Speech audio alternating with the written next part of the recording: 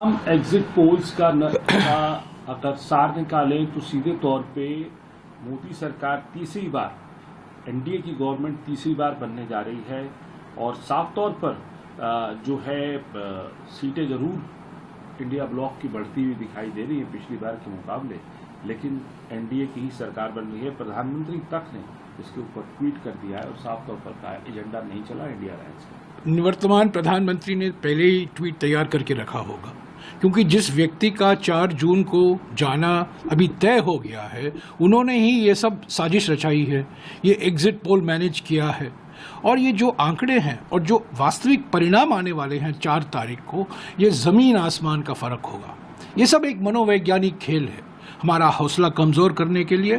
पर इंडिया जनबंधन को मैं कहता हूँ विश्वास के साथ कह सकता हूँ। और कल सारी पार्टियों की बैठक भी हुई और वहाँ आंकड़े पर विश्लेषण हुआ। 295 सीटों के कम इंडिया जनबंधन को आना बिल्कुल असंभव है, यानी कि हमें 200 मिनिमम न्यूनतम तरीके से हमें 295 सीटें मिलेंगी। और ये एग्जिट पोल पर विश्वास रखना मैं समझता हूँ बिल्कुल गलत है। ये सब कठपुतलियाँ हैं और कठपुतली के मास्टर जो बैठे हैं, इन्होंने ये सब करवाया है। अरे निवर्तमान गृह मंत्री 150 डीएम और कलेक्टर से बात करते हैं, ये क्या गैर संवैधानिक नहीं है? 1 दिन पहले 2 दिन पहले चुनाव के नतीजे आने के 2 दिन पहले निवर्तमान गृह मंत्री सारे 150 डीएम और कलेक्टर से बात करते हैं। क्यों इन्होंने बात की? तो ये सब दबाव लगा रहे हैं, एक माहौल पैदा कर रहे हैं कि हम आने वाले हैं, हम आने वाले हैं, हम आने वाले हैं। पर हकीकत यह है कि वो जाने वाले हैं, जाने वाले हैं, जाने वाले हैं। 295 का सब जो आंकड़ा दे रहे हैं आप लोगों ने ये क्या पूरी सारी पार्टियों ने मिलकर कंसोलिडेट करके बनाया है इसका? सारे पार्टियों, सारे नेताओं ने राज्यवार सीटों का विश्लेषण किया। अरे एग्जिट पोल में देखिए ना, कुछ ऐसे राज्य हैं जिनका 4 सीट है, कुल मात्र 4 सीट है और वहां 6 सीट दिखा रहे हैं एनडीए को।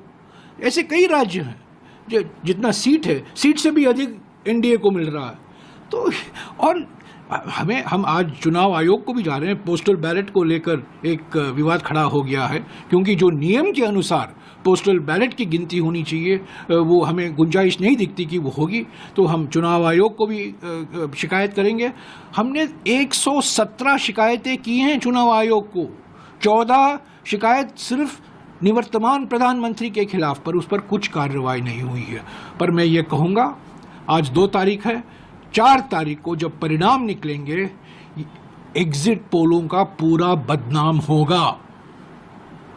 सर, इसके अलावा आपने ट्वीट किया और आपने कहा मास रिगिंग हो रही है। अजय माकन जी के ट्वीट को आपने कोट करते हुए कहा मास रिगिंग हो रही है। अजय माकन भी कुछ इंडिकेट कर रहे हैं कि काउंटिंग एजेंट्स को बिल्कुल काउंटिंग एजेंट को वहां उपस्थित नहीं होने दिया जा रहा है, उनको भगाया जा रहा है। क्यों ये सब हो रहा है?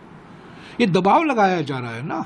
और ये इलेक्शन आयोग, चुनाव आयोग बिल्कुल देख रही है, देख रही है, पढ़ रही है। सब लोग जानते हैं, पर सब लोग चुपचाप हैं, सब लोग डरे हुए हैं। ये धमकी, ये देखिए, ये निवर्तमान प्रधानमंत्री और निवर्तमान गृह मंत्री शासन करने का क्या सिद्धांत है? धमकी दो और शासन करो, डराओ और शासन करो। यही तो कर रहे हैं, क्योंकि उनका जाना तय हो गया है, इसमें कोई 2 राय नहीं है। कर्नाटक में जो उन्होंने एग्जिट पोल दिखाया है, हम हंसते हैं इसको देखकर। कोई भी व्यक्ति जो कर्नाटक की राजनीति जानता है, मैं कर्नाटक से हूँ, मैं सांसद हूँ, राज्यसभा का सांसद कर्नाटक में, मैं जानता हूँ ज़मीनी स्थिति क्या है। हमने भी पोल करवाया है वहाँ, और जो एग्जिट पोल दिखा रहे हैं, हंसने की बात है। तो ये बिल्कुल साजिश है। एग्जिट पोल जो करवाया गया है इस बार, इस पर कोई विश्वास नहीं कर सकता। हमारे कार्यकर्ताओं का मनोबल गिरा नहीं है, हम डरे नहीं हैं। हमको धमकाया जा रहा है, पर हम धमकी में नहीं आएंगे। 4 तारीख को हम रहेंगे, उपस्थित रहेंगे, और आप देखेंगे 4 तारीख को ये निवर्तमान प्रधानमंत्री का जो मनोवैज्ञानिक